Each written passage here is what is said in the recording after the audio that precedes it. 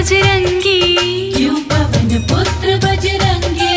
हनुमान कहाते हैं हम हनुमान के जन्म की तुमको कथा सुनाते हैं। हम हनुमान के जन्म की तुमको कथा सुनाते हैं। हजारों साल पुरानी है त्रेता युग की कहानी। हजारों साल पुरानी है त्रेता युग की कहानी। हजारों साल पुरानी है त्रेता युग की कहानी।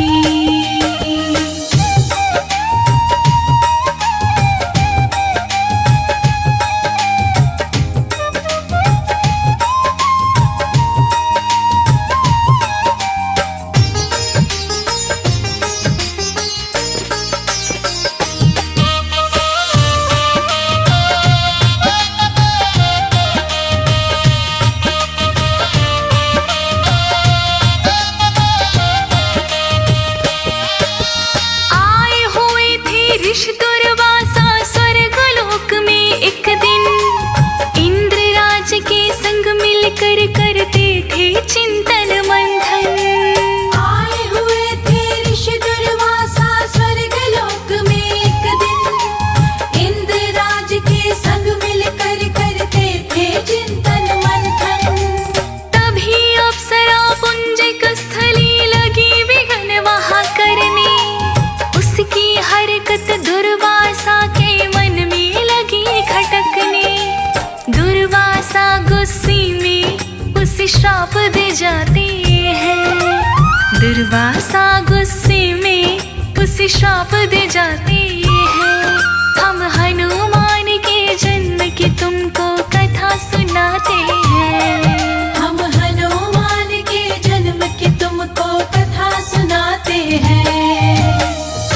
हजारों साल पुरानी है त्रेता युग की कहानी। हजारों साल पुरानी है त्रेता युग की कहानी।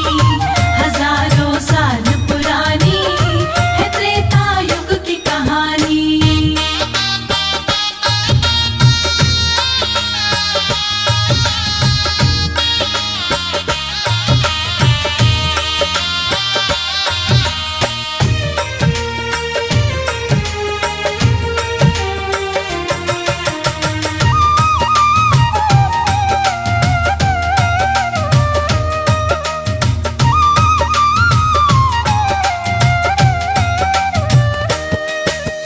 उछल कूद की बंदर सी तो बंदर नारी होगी।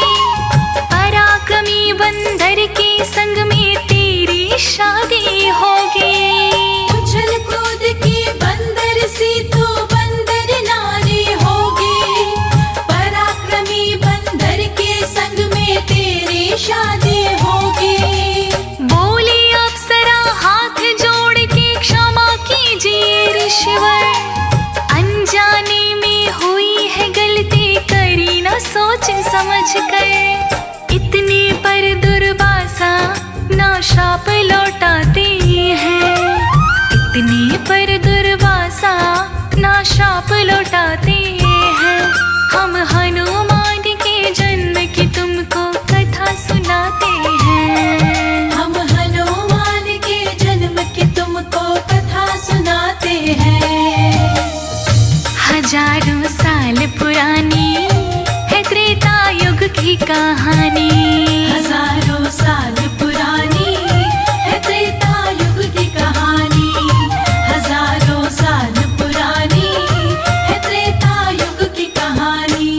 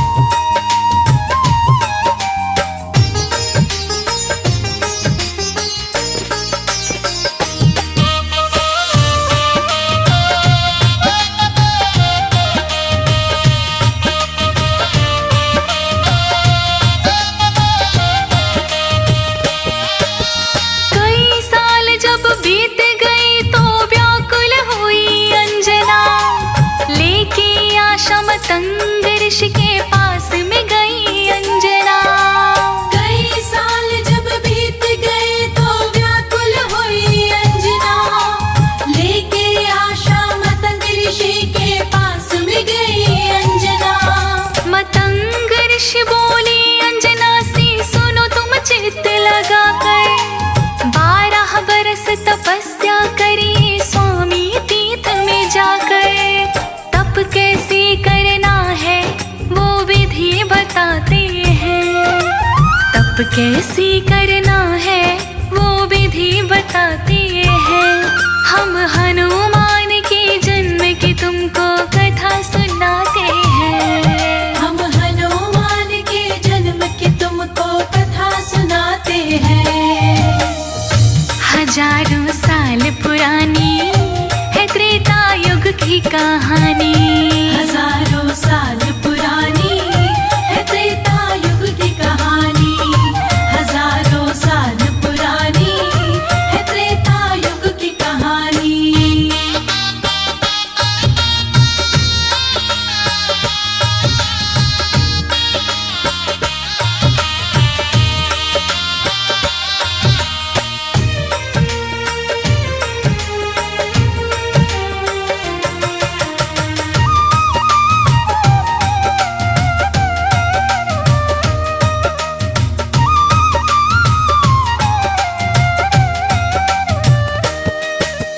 पति केसरी से ले आज्ञा अंजना ने तप किया।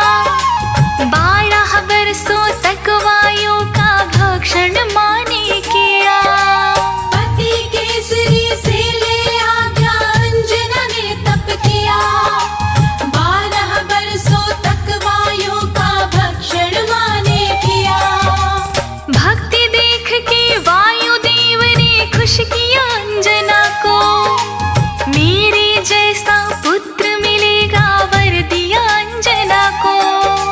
वायुदेव वर दे करके गायब हो जाते हैं, वायुदेव वर दे कर गायब हो जाते हैं। हम हनुमान के जन्म की तुमको कथा सुनाते हैं, हम हनुमान के जन्म की तुमको कथा सुनाते हैं।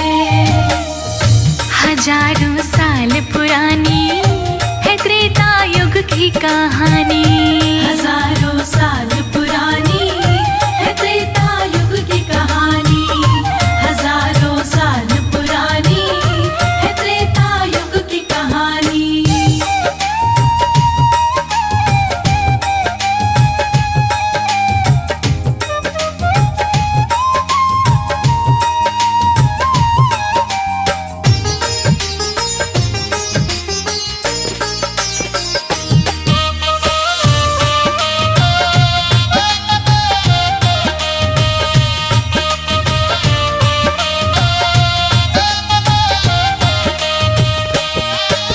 वेदों में एक और लेख है, सुनिए ध्यान लगा कर। करती अंजना शिव की पूजा स्वामी तीर्थ में जाकर।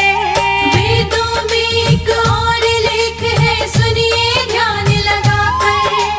करती अंजना शिव की पूजा स्वामी तीर्थ में जाकर। पुत्र प्राप्ति यज्ञ कराया उसी समय दशरथ ने, मिले हुए फल को रानी में बांट दिया दशरथ ने। एक चील ले गए टुकड़ा ये संत बताते हैं, एक चील ले गए टुकड़ा ये संत बताते हैं। हम हनुमान के जन्म की तुमको कथा सुनाते हैं, हम हनुमान के जन्म की तुमको कथा सुनाते हैं। हजारों साल पुरानी है त्रेता युग की कहानी, हजारों साल पुरानी है त्रेता युग की कहानी, हजारों साल पुरानी है त्रेता युग की कहानी।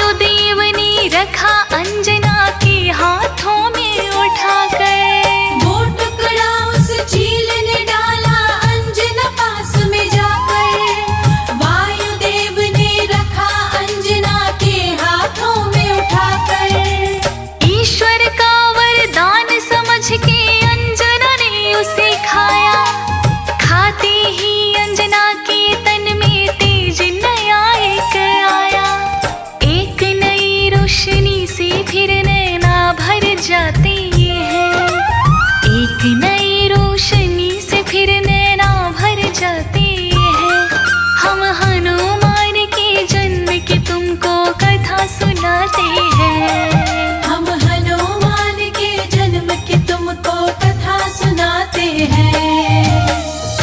हजारों साल पुरानी है त्रेता युग की कहानी। हजारों साल पुरानी है त्रेता युग की कहानी। हजारों साल पुरानी है त्रेता युग की कहानी।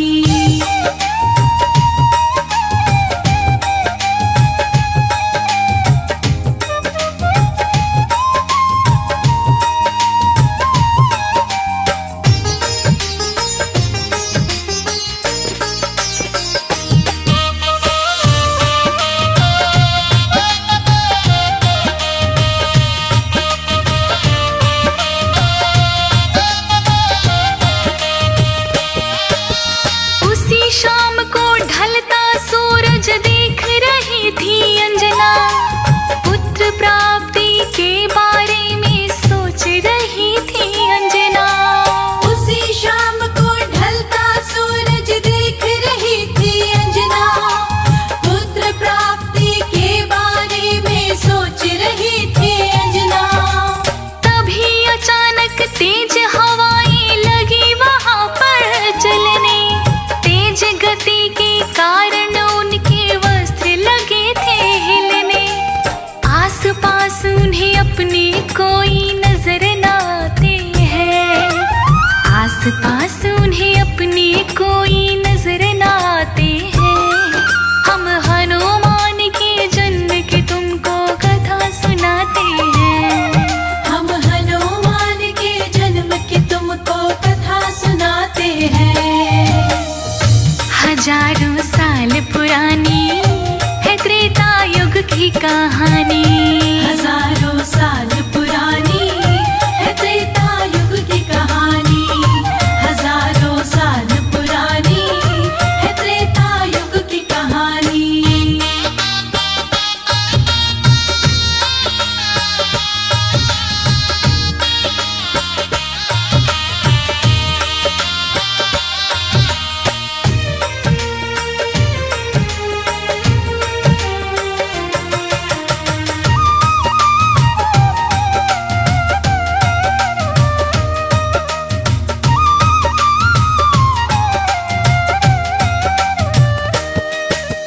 माँ ने देखा किसी पेड़ के पत्ते नहीं हिलते हैं। फिर क्यों मेरे तन के कपड़े बिना हवा उड़ते हैं। माँ ने देखा किसी पेड़ के पत्ते नहीं हिलते हैं। फिर क्यों मेरे तन के कपड़े बिना हवा उड़ते हैं। निश्चित ही कोई मायावी शक्ति है पास हमारे। जोरों से आवाज लगाई माँ ने क्रोध के मारे। तुम कौन हो जो छिप करके मुझे डराते हैं। तुम कौन हो जो छिप करके मुझे डराते हैं। हम हनुमान के जन्म की तुमको कथा सुनाते हैं। हम हनुमान के जन्म की तुमको कथा सुनाते हैं। हजारों साल पुरानी है त्रेता युग की कहानी। हजारों साल पुरानी है त्रेता युग की कहानी। हजारों साल पुरानी है त्रेता युग की कहानी।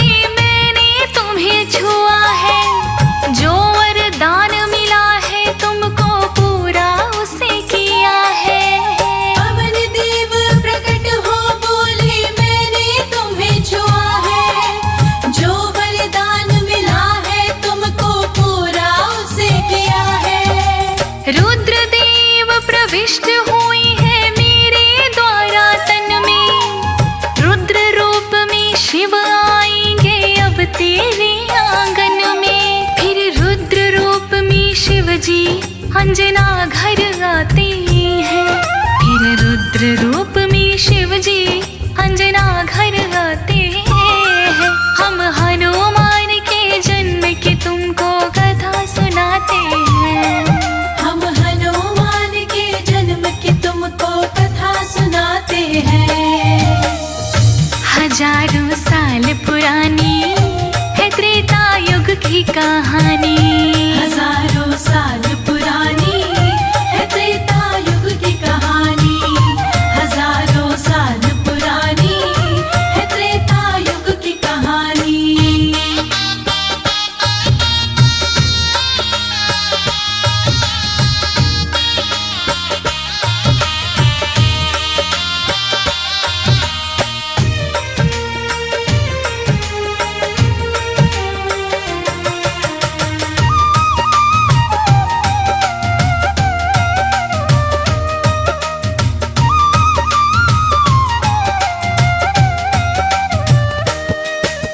जिस तिथि जन्मे हनुमान थे चैत्र के पूर्णमासी, दिन था मंगलवार मेष के लगन थी बड़ी सुख राशि। जिस तिथि जन्मे हनुमान थी चैत्र के पूर्णमासी, दिन था मंगलवार मेष की लगन थी बड़ी सुख राशि। पिता केसरी अपने मन में फूले नहीं समाये, बांधव को बुलवा के मंगल चार कराए। पुत्र खुशी में केसरी खूब दान लुटाते हैं, पुत्र केसरी की खुशी में दान लुटाते हैं। हम हनुमान के जन्म की तुमको कथा सुनाते हैं, हम हनुमान के जन्म की तुमको कथा सुनाते हैं। हजारों साल पुरानी है त्रेता युग की कहानी, हजारों साल पुरानी है त्रेता युग की कहानी, हजारों साल पुरानी है त्रेता युग की कहानी।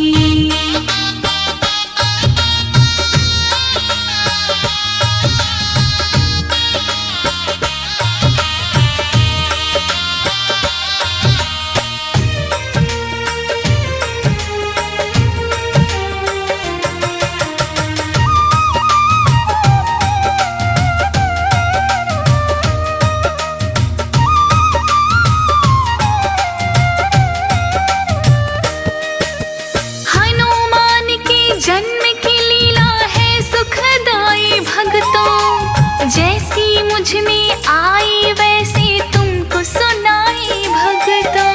हनुमान के जन्म की लीला है सुखदाई भक्तों, जैसी मुझ में आई वैसे तुमको सुनाई भक्तों। भूल चूक जो हुई कथा में माफ उसे कर देना, कहीं अनाड़ी हाथ जोड़ कर राम राम मेरे लेना।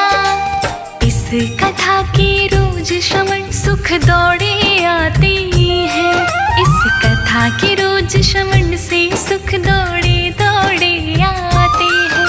हम हनुमान के जन्म की तुमको कथा सुनाते हैं, हम हनुमान के जन्म की तुमको कथा सुनाते हैं।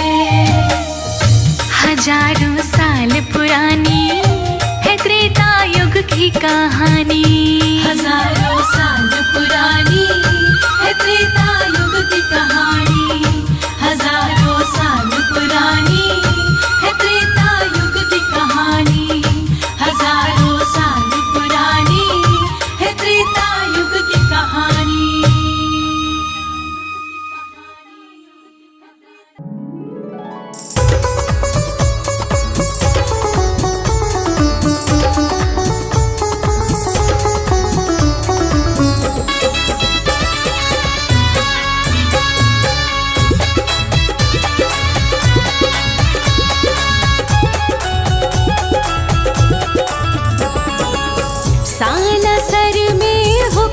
चले अंजनी के लाला का।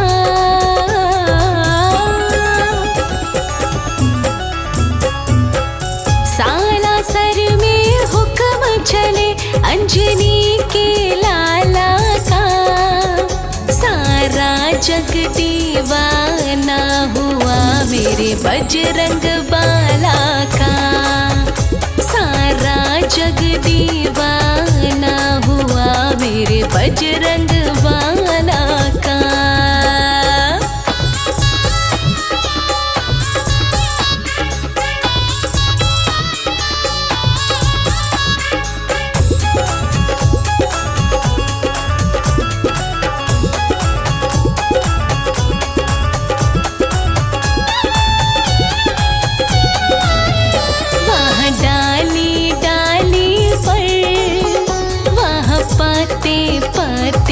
पर राज हनुमत का चलता गांव के हर रास्ते पर।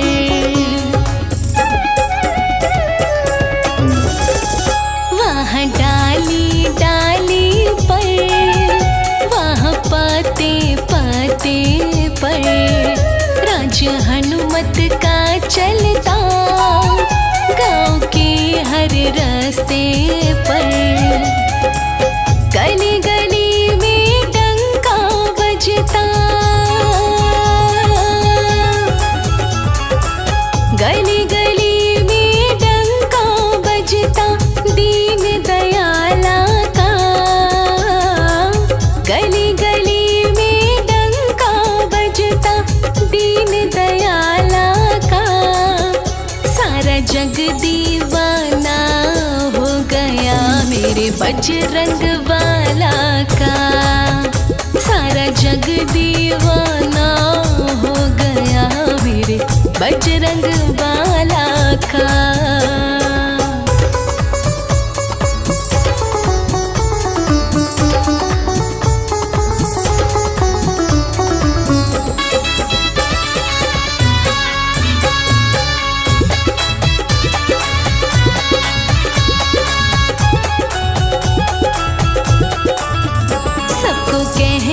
देखा है अजब सरकार है इसकी, इसे जो मन से रिझाए पार नैया है उसकी।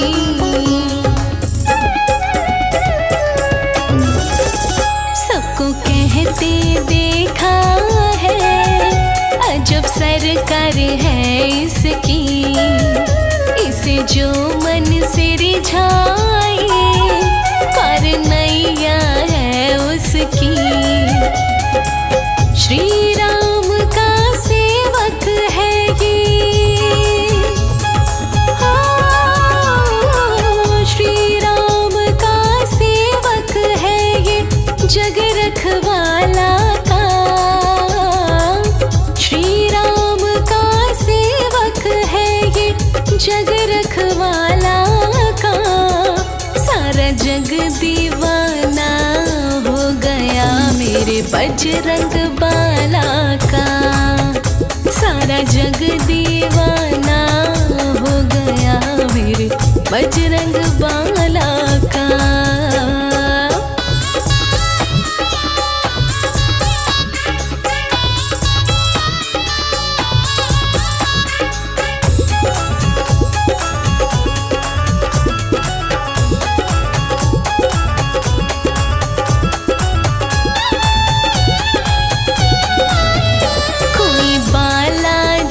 कहता कोई हनुमान पुकारे, कोई बल बुद्धि दाता, कोई दयावान पुकारे।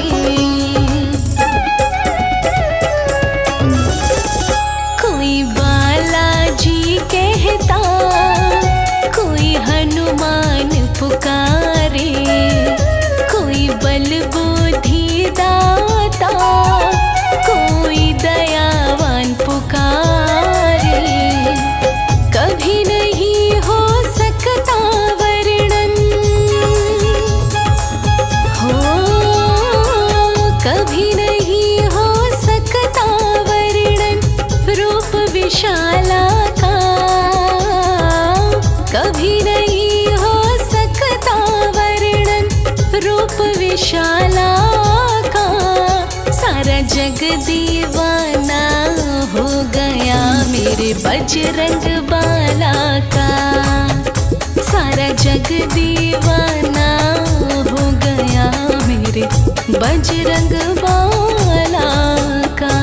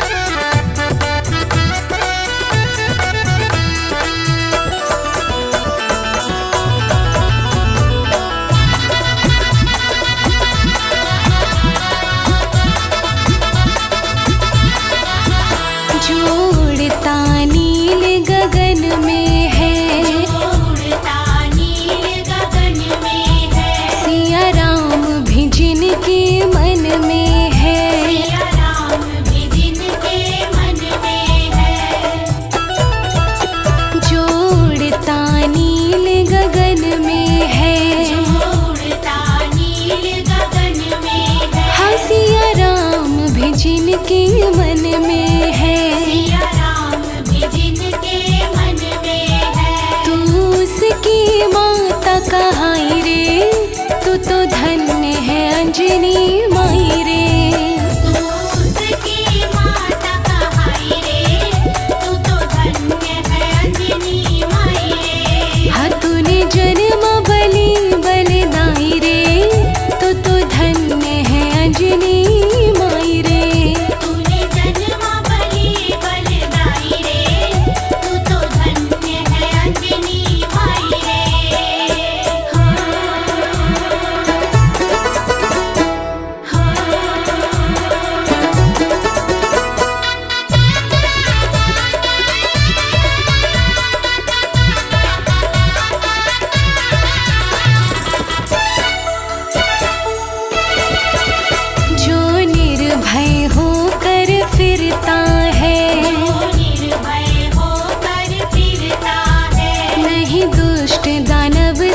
डरता है, नहीं दुष्ट दानव से डरता है।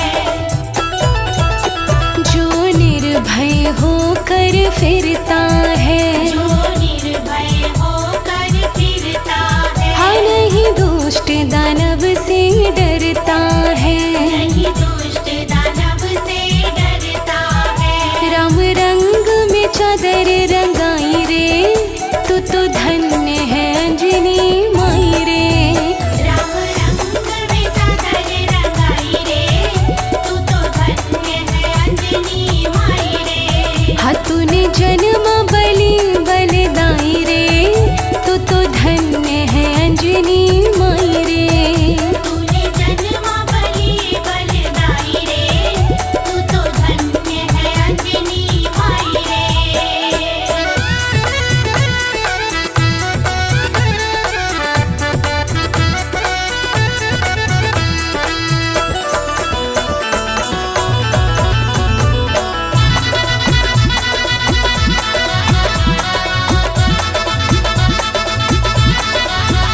जो लंका में भी जाता है, जो लंका में भी जाता है। माँ सीता का पता लगाता है, माँ सीता का पता लगाता है।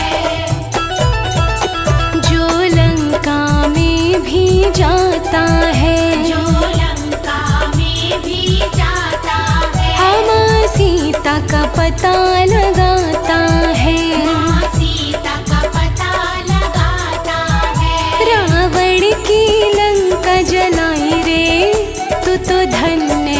अंजनी माई रे। रावण की लंका जलाई रे, तू तो धन्य है अंजनी माई रे। हाँ तूने जन्म बलि बलिदाई रे, तू तो धन्य है अंजनी माई रे। तूने जन्म बलि बलिदाई रे, तू तो धन्य है अंजनी माई रे।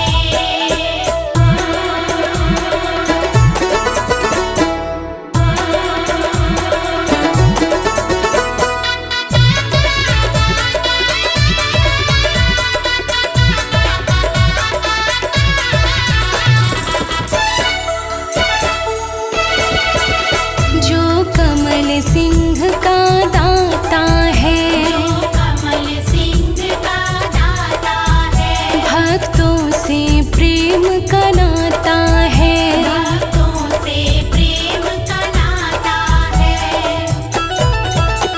जो कमल सिंह का दाता है, जो कमल सिंह का दाता है, हाँ भक्तों से प्रेम का नाता है। भक्तों से प्रेम का नाता है।